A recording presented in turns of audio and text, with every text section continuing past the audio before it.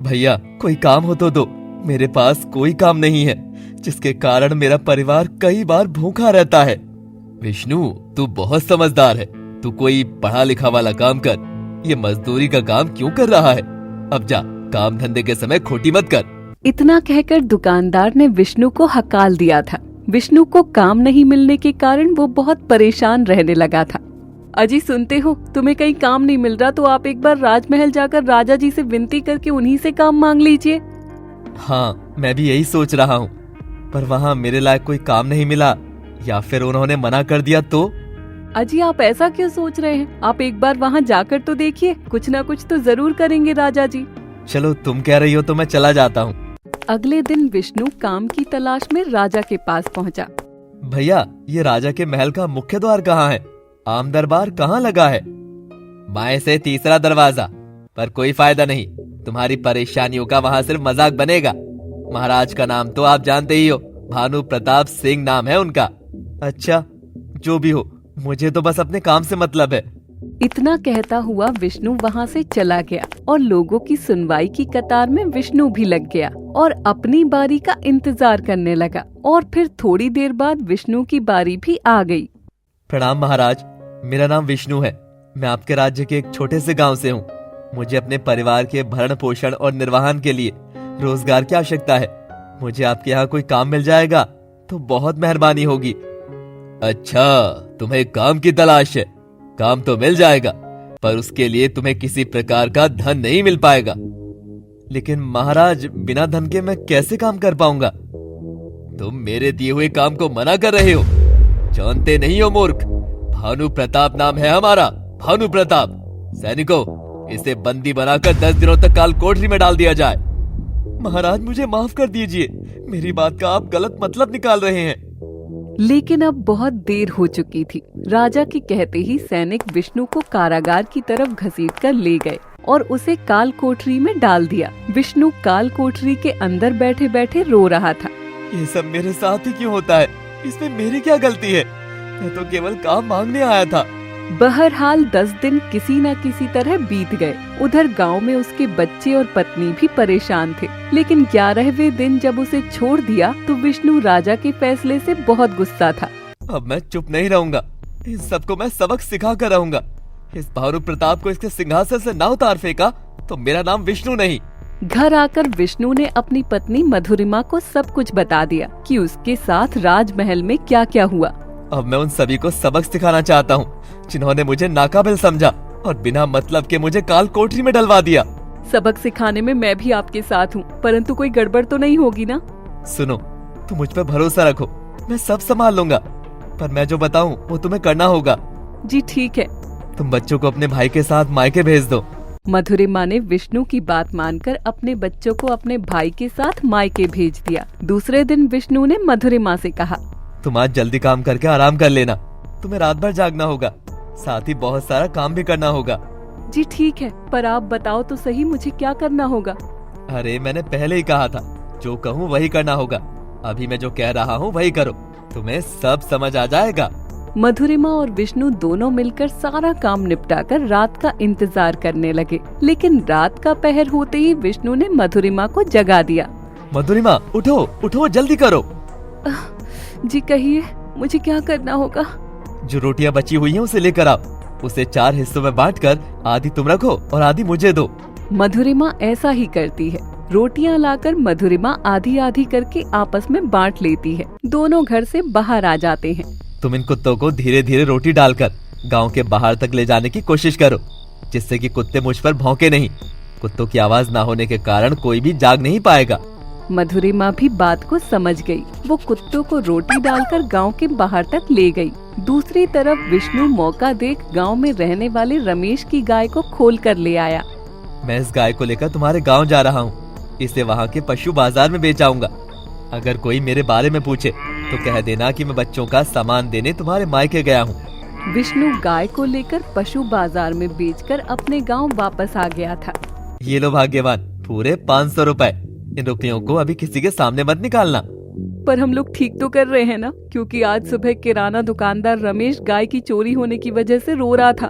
तुम फिक्र मत करो, मैं जानता हूँ मैं क्या कर रहा हूँ। अब धीरे धीरे गांव के अलावा आसपास के गांव में भी चोरियां बढ़ने लगी थी। लोग भी परेशान होने लगे थे, जिसके चलते आसपास के सभी गांव वाले राजा के पास जाकर चोरियों की शिकायत करने लगे। महाराज, आसपास के सभी गांव में पालतू जानवरों की चोरी होने लगी है। भानु प्रताप के होते हुए चोरी? अच्छा, हम देखते हैं, तुम लोग अभी जाओ। लोगों के जाने के बाद राजा भानु प्रताप ने अपने मंत्री को बुलाया। मंत्री जी, इनके पशु चोरी होने से क्या हमें कोई नुकसान या फायदा है? जी महाराज, पशु चोरी होने से जो पशुपालक हमें पशुओं से होने वाले फायदे का कुछ हिस्सा कर के रूप में देते हैं, अब पशु ना होने के कारण वो हमें नहीं मिल पाएगा। राजा बड़ी दुविधा में पड़ गया, सोचने लगा कि अब वो क्या करे क्या ना करे। मंत्री जी, आप जांच करवाएं कि पशु कहाँ जा रहे हैं और कौन चोरी कर रहा है। जी महाराज, मैं जल्दी ही चोर को पकड़वाता हूँ, परंतु महाराज, मेरे मन में इसके लिए एक रास्ता सूझा है।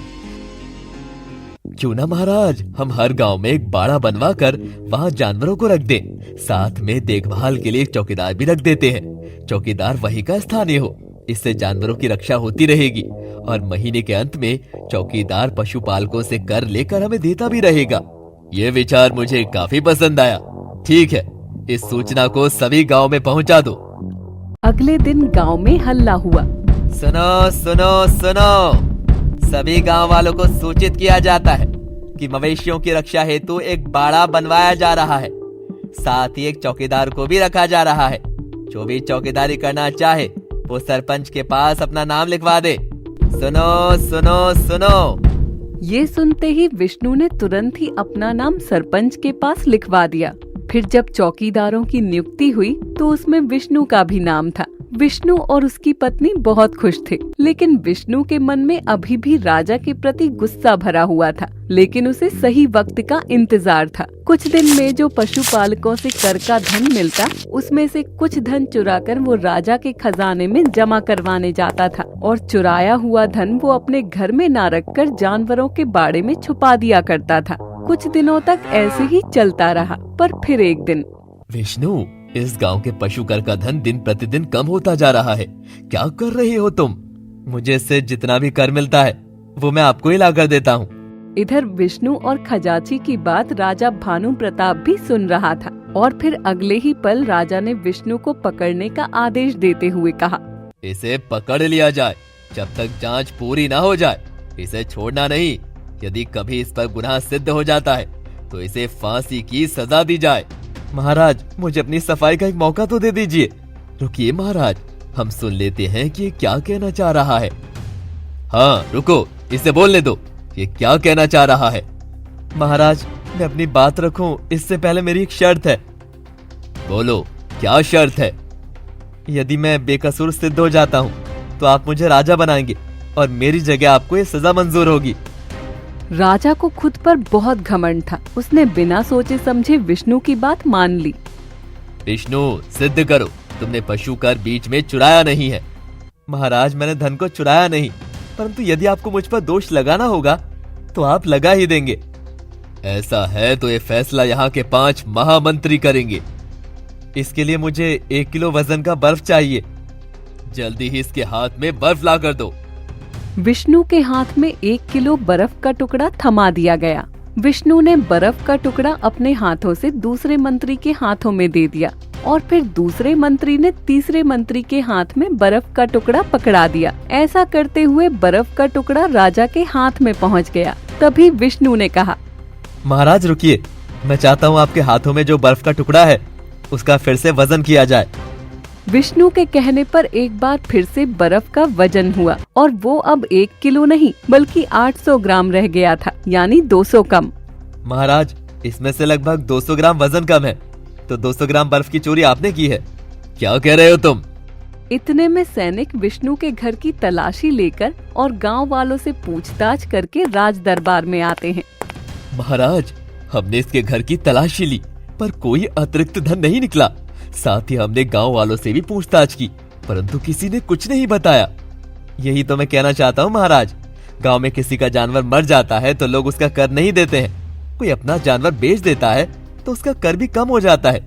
चोरी होने की वजह से लोग जानवर भी कम खरीद रहे हैं, जिसकी वजह से लोग कम कर दे रहे हैं। इसके बाद का फैसला मैं आप सब मंत्रियों पर छोड़ रहा हूँ।